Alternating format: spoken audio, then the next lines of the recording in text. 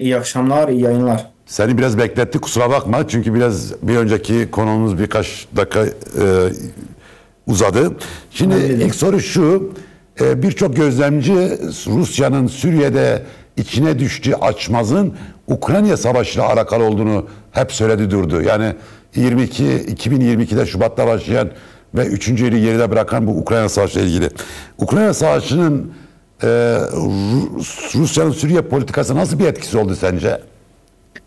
Yani bana göre Ukrayna Savaşı e, olacak olan sonucu sadece hızlandırdı. Yani şu anki Suriye'de bulunan Rusya'nın durumunu, şu anki olayları e, bana göre sadece Ukrayna Savaşı şu anki durumu hızlandırdı. Zaten böyle bir sonuçla karşılaşacaktır Rusya. Çünkü e, Rusya'nın siyaseti Suriye'nin dinamiklerini göz ardı eden genelde bir siyaset yürütüldü. O yüzden Ukrayna savaşı olmasa bile belki birkaç yıl Beşar Esad'ın ailesinin yani eski Şam hükümetinin ömrünü uzatabilecekti ama e, Rusya savaşıyla beraber sadece bu durum hızlandı ve Rusya'ya acı bir yenilgi yani acı bir yenilgiye uğrattı diyebilirim. Çünkü bu hızlı gelişen olaylarla beraber Rusya birkaç konuda olumsuz etkiledi Rusya'nın siyaseti. Çünkü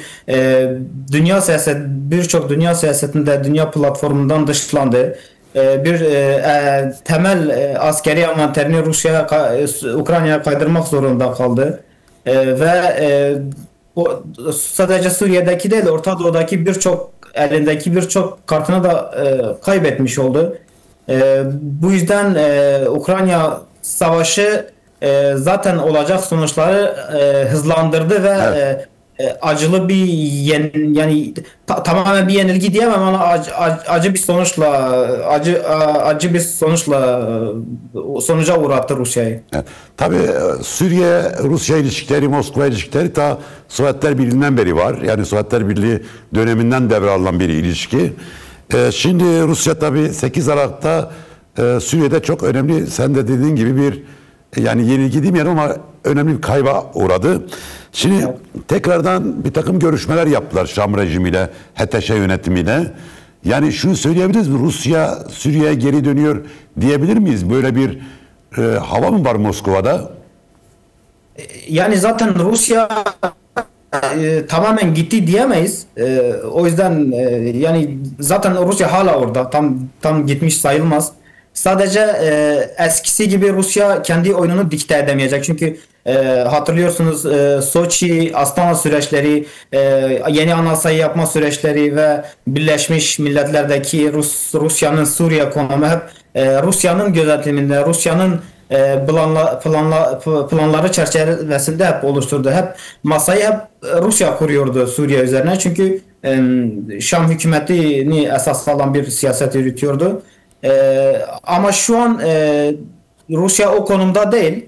Ama yani birçok kişinin birçok analitiğin söylediği gibi Rusya orada tamamen çıkmış, tamamen yenilmiş bir durumda değil. Rusya hala hem Birleşmiş Milletler'in daimi bir üyesi olarak hem de ekonomik ve askeri büyük bir güç olarak Ukrayna'da zorlanmasına rağmen hala aktif artık denge kurmasa bile denge bozucu bir role hala sahip. Çünkü dediğiniz gibi Rusya'nın Suriye'de kökleri uzun yıllara onlarca yıla dayanıyor. Hem ekonomik hem kültürel hem sosyal birçok altyapı, üst yapı, ticari ilişkiler, kültürel ilişkiler bunlar hemen söküp atılacak konular değildir. Rusya için de, Suriye için de ve Suriye etrafındaki diğer devletler için de Suriye hala Rusya'ya birçok konuda muhtaç. Evet. Özellikle ekonomik ve altyapı, üst yapı ve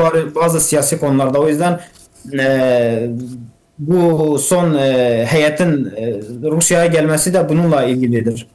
Peki bu Rusya'nın Suriye'de içine düştüğü durum Rusya tartışılıyor mu, konuşuluyor mu? Yani biz şunda yanlış yaptık, Rusya sadece Şam yönetimini esas almakla, bazı esas almakla yanlış yaptı. Suriye'nin genel diğer dinamiklerini ciddi şekilde gözetmedi.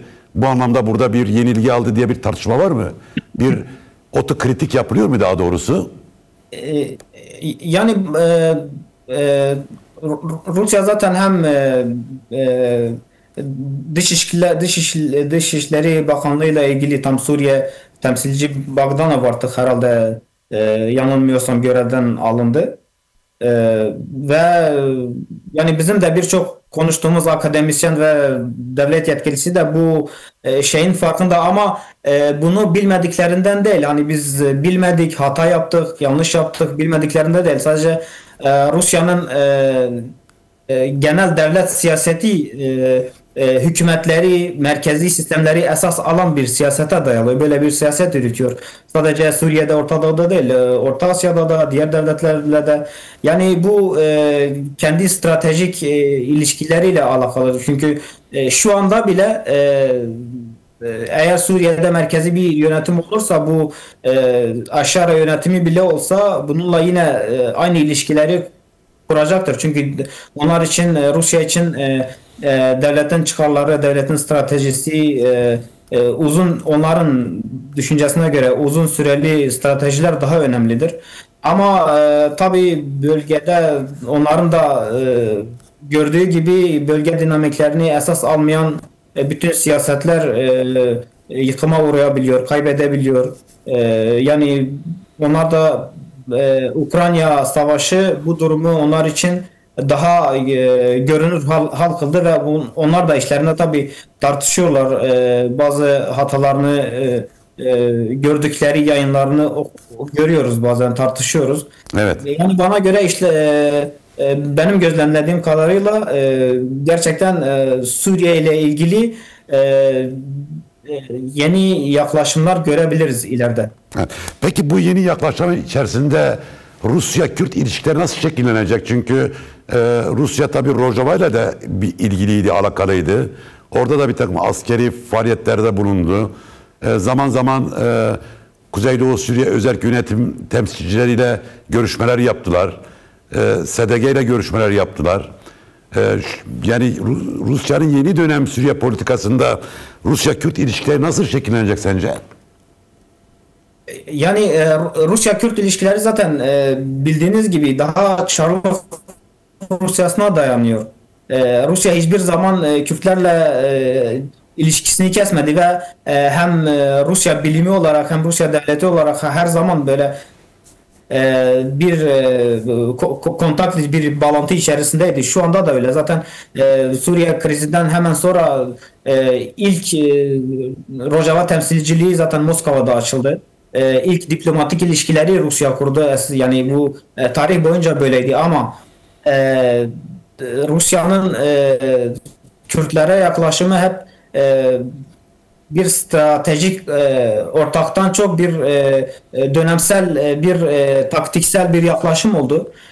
O yüzden şu anda bile yaklaşımı olumsuz diyemem çünkü Rusya'nın herhangi bir yani Suriye'deki komşu bazı devletler gibi bir Kürt fobisi ya da bir Kürtler bir statü sahibi olmasın öyle bir yaklaşım yok.